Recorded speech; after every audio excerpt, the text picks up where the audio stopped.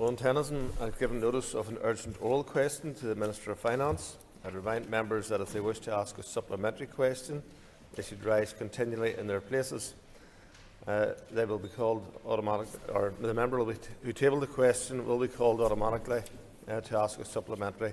Clerk, please read the question.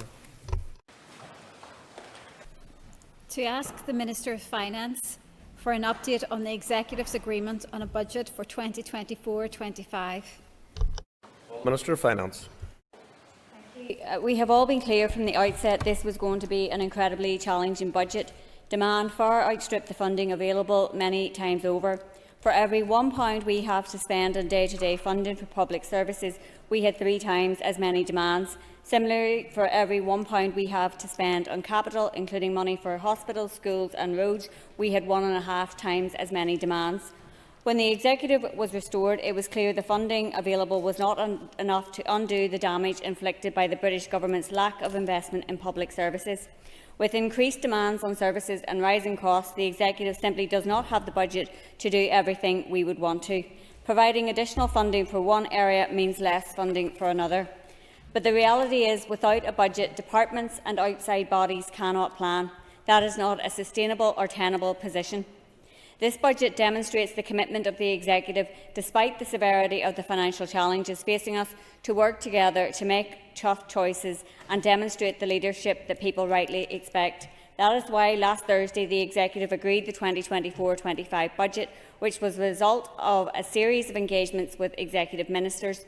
A written ministerial statement was laid in the Assembly on the same day, setting out the budget outcome for each department. Ministers will prioritise spending within the funding envelope provided to their department. This will undoubtedly mean incredibly difficult decisions for departments, including my own. My officials are working with departments on the production of a budget document. Once this is published, I will bring the budget 2024-25 to the Assembly for a debate and vote. I anticipate this being at the end of May. The scale of the challenges facing us won't be fixed by one budget. We all recognise the need for transformation and reform. We need to look at options to deliver efficiencies, generate revenue, enhance borrowing powers and explore the potential for more fiscal powers. Working together, we will be better placed to meet the challenges ahead. Eoin Tennyson. Thank you, Mr. Speaker, and I thank the Minister for her answer. The Minister has outlined the capital pressures in relation to the allocations in the budget. I note that the Strual Shared Education Campus is one of the earmarked projects listed in the written ministerial statement. The cost of that project is ballooning and has been criticised by the Independent Review of Education and also by the Audit Office. Can I therefore ask the Minister, how can she be sure that this is not an empty promise to those schools, but also how can she be confident that this isn't a Public Accounts Committee inquiry in the making? And as the member will be aware, there was an executive decision a number of weeks ago that approved the earmarking of funding for Strual. That project will still be subject to business case approval by the Department of Finance before any further funding is allocated to it. In the budget, there is an allocation earmarked of £20 million. It was the requirement identified by the Department for Education for 2024-25 and reflects the Executive's previous commitment to the £150 million of funding for Strual, which was an amount that was included in the repurposed funds in the financial package. Funding, of course, will not flow to that project until appropriate approvals are in place.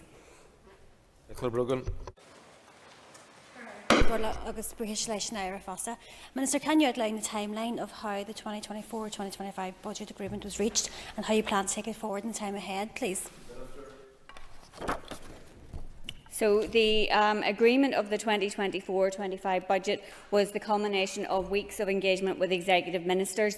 The approach to the budget was agreed by the Executive on the 15th of February, and this included recognising that the final budget position for 2023-24 could not be used as the starting point for budget 24-25, as the funding available would not be sufficient as the opening position for this budget. This is not possible within the funding available for 24-25. It was also agreed that there would be a short delay until the end of April to allow individual ministers to consider their department's financial positions. During that time, my officials have been working with officials across all departments on their requirements, and I also held one-to-one meetings with ministers. On the 11th of April, I brought a paper to the Executive which set out the quantum of bids against the budget available and set out the sheer scale of the challenge facing us with demands far outweighing funding available. My focus throughout and will continue to be in problem-solving mode. If we are to tackle the serious problems across our public services, then how we are funded needs to change, and that position is something that is endorsed by the Independent Fiscal Council. I am determined to build on the positive engagement that I have had to Treasury to date and to find a way to put the Executive's finances on a more stable footing going forward, and I will be continuing to press Treasury to ensure our long-term funding reflects our needs. Diane Forsyth. There's no question this is a difficult budget, with all departments facing extremely challenging decisions going forward, and no minister got everything that they bid for in the budget. I just would ask the Minister, could she confirm that looking back to the 23-24 baseline, settlements in year and increases, could the Finance Minister confirm that contrary to the Minister of Health's claim, the Department of Health has in fact received an additional $1.1 billion in funding on top of its baseline resource budget since the 1st of April 2023? Minister. So, in relation to the individual departments, Health has increased its baseline by 6.3% since the beginning of the financial year for 2023-24. As the member will be aware, there are often in-year technical allocations that are added to a baseline, as well as in-year funding that would be normally allocated during monitoring rounds. This year in particular, we obviously had the financial package. Health got over £500 million of that financial package, and that is reflected in its outturn for the last financial year. Steve Egan. Thank you very much. May I thank the Minister for a reply so far. And just following on from my friend across the way there. Minister, can you explain how your party's commitment to putting public health first is evidenced by your party's manifesto, and indeed other parties' manifesto, to put an extra £1 billion into the health budget? And as well as the statements from both the First Minister and her leader, Mary Lou MacDonald at Hillsborough Castle, that you're now cutting the health budget by 2.3% by your own figures. Not by our figures, by your own figures. And could you therefore explain, within the overall budget of £15.6 billion, she is not in negotiation with the Health Minister and other departments to significantly close the £300 million gap, as she's already said in the media she's doing with the Education Minister? That was the question, Mr. Speaker. Good, thank you. Thank you, Mr. Speaker. And as the member will be well aware, and he's been a long-time member of the Finance Committee, you can't compare the end-of-year position from one financial year to the start-of-year position for another financial year. It's also true that the Department of Health has received an additional £2 billion since the beginning of the 2020 financial year, and I'm very clear that health is a priority for the Executive, it's a priority for my department, it's a priority for the Executive. It has received over 50% of the budget allocation for this year, and it received 50% of the funding that I had available to me to allocate for this financial year. O'Toole. There are reports today that you've told executive colleagues that the Treasury have told your department that there won't be progress on an increased funding package. I presume that means an improvement to the fiscal framework for the next 2 years. Is that true? Can you confirm exactly where negotiations are with the Treasury? Indeed, are there negotiations? You said also earlier in your remarks about revenue raising. Are you formally now committed to revenue raising, introducing new revenue raising measures within this mandate? Minister. Thank you. I think there was more than one question there. But just to be clear in terms of where the engagement is with Treasury, I have had a number of engagements with Treasury. I've had meetings with the Chief Secretary to the Treasury on a number of occasions, and my officials have been working with Treasury officials also on the application of the needs-based adjustment factor to be included in the financial package, and on the need for the Executive to be funded at an agreed level of need going forward, and that development of a wider fiscal framework. Obviously, as the member will be aware, we have a financial package for the next 2 years, but we also had that agreement that there would be a new fiscal framework, and I have set out to Treasury what I think should be included in that. The Executive has set out to the Prime Minister in its letter upon the restoration. Likewise, and I'm very clear that we do need to have an agreed level of need and we do need to have a proper funding framework. But I also will not stop challenging Tory underfunding of our public services, which for the past decade has starved our public services of much needed money, and as recently as the spring statement this year, the Tory government has prioritised tax cuts over our public services and hard-pressed workers and families. So I'll continue to make the case, along with Executive colleagues, on behalf of the Executive, and to relay the view of this Assembly, which passed the first motion of this mandate, calling for us to be properly funded. And I'll continue to have the backs of our public sector workers and communities in making that case. That's something that I won't give up on, and I think it's important and would be for us to have a stronger position if we were united in making that together. Ciara Ferguson. Thank you, Mr. Speaker, and thank you for the Minister for update thus far. Could you provide any further detail on the childcare funding that has been provided in this budget? Thank you. I thank the member for her question. Obviously, affordable childcare is something that every party in this Assembly has supported, and it was one of the priorities that the Executive agreed. And I think it's important that to get childcare right, it will play a vital role in our economy, and it will help support childcare providers as well as workers and families. Just in relation to the allocation that was made in the budget, we agreed to mark £25 million for the childcare strategy to fund new additional actions above and beyond those undertaken by departments within their remits, and as part of the work that's been undertaken by a cross-departmental working group agreed to by the Executive, and we will look again at this as proposals are brought forward, and if necessary will increase the funding for this in year if funding becomes available. Obviously, the delivery of a childcare strategy is a cross-cutting issue, and it requires support across departments in its development, and it was important as an Executive we consider how best we could facilitate this, and my department is contributing to the cross-departmental working group, but the Executive's priority was reflected in terms of this allocation. Matheson.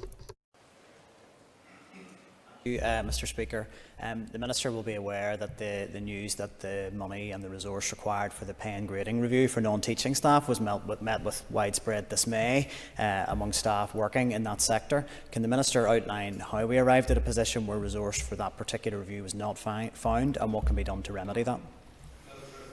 So, as the member will be aware, funding was made available as part of the financial package for pay awards for the previous financial year, and the business case for the pay and grading review wasn't complete at that time. I am absolutely committed to working collectively with the Education Minister to try and find a resolution for the education support workers. I recognise the importance of these workers, some of whom are amongst the lowest paid in the sector and do such vital work supporting our children and young people. So, as part of the budget, I propose that the Executive would seek agreement from Treasury to reprofile some of the money from the repurpose funds within the financial package to be used for that purpose, and the Executive thankfully endorsed that position. So I will be raising that as a priority in my discussions with Treasury, and hopefully that will be in the next short while. Jim Allister.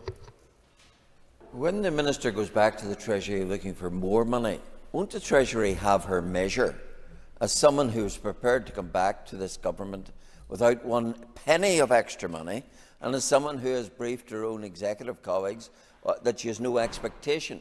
Is that because the Sinn Féin strategy is to make demands so that you can blame the British government? Is that really what this is all about?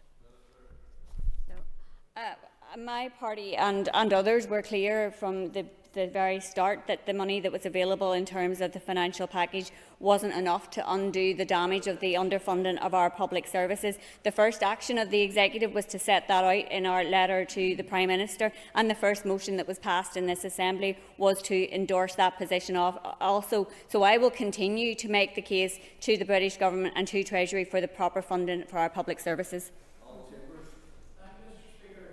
the Minister explain how the actual impact of the various departmental bids were taken into account? And in particular, does she accept that if relative risks for each were actually measured and fairly assessed, that it's quite likely that different decisions would have been reached? So I had considerable engagement with each of the ministers in the development of this budget. My department officials had considerable engagement with officials from each of those departments, and obviously every minister put forward a strong case for their own department, and each department set out their pressures and the impact that those pressures would have on our citizens. Unfortunately, the funding available simply does not allow us to do everything that we want to do, and tough decisions will have to be made. And as the member will be aware, over half of the Executive's resource budget went to the Department for Health, but it can't be exempt from these decisions also. And I would dearly like to be in the position where I was able to allocate more money to the Health Department, recognising its pressures, more money to education, to justice, to every single department, because every minister can make the case as to why they should have more money. Speaker, I guess we Foster. Can the Minister advise us as to what financial allocations are available to meet the Just Transition obligations of the Climate Change Act, please? So each minister will have received a fund and envelope as part of this budget, and it will now be for each minister to prioritise according to the budget that they have and their priorities within their department. Donnelly. Thank the Ministers for her answers so far. I agree completely with her comments about the need for transformation and reform, and I hope that despite the limitations of this budget that we can progress transformation and reform. Can the Minister give an indication of how transformation funding provided by the Secretary of State will be spent, and have any projects within the departments been identified to utilise this funding? So, as the member will be aware, £235 million was allocated. It was ring-fenced for transformation in the financial package to be spent as £47 million over 5 years. So I will be soon bringing a paper to the Executive in relation to the setting up of a transformation board, which will allocate the funding. Departments will bring forward bids to the transformation board for that transformation funding. So I won't preempt what bids that the departments might bring, but obviously they will each prioritise those as to what work they think can be done in this particular financial year. Jerry Carl. Colleagues made a lot of noise about public sector pay when coming here and taking office, and given that the money promised to education workers as part of pay and grading review isn't in this budget, and according to recent reports won't be for at least another 2 years, what's your message to those workers who are likely going to be on strike very soon because of an executive rollback? So I don't accept the analysis of the member in relation to it not being available for the next 2 financial years. But I am absolutely committed to working with the Education Minister to try and find a resolution for these workers. I've already said in the Chamber today, I very much recognise the importance of these workers who do such vital work in supporting our children and young people. And as part of this budget, the Executive agreed to seek agreement from Treasury to reprofile some of the repurposed funds. So I'll be raising that as a priority with the Treasury in coming days.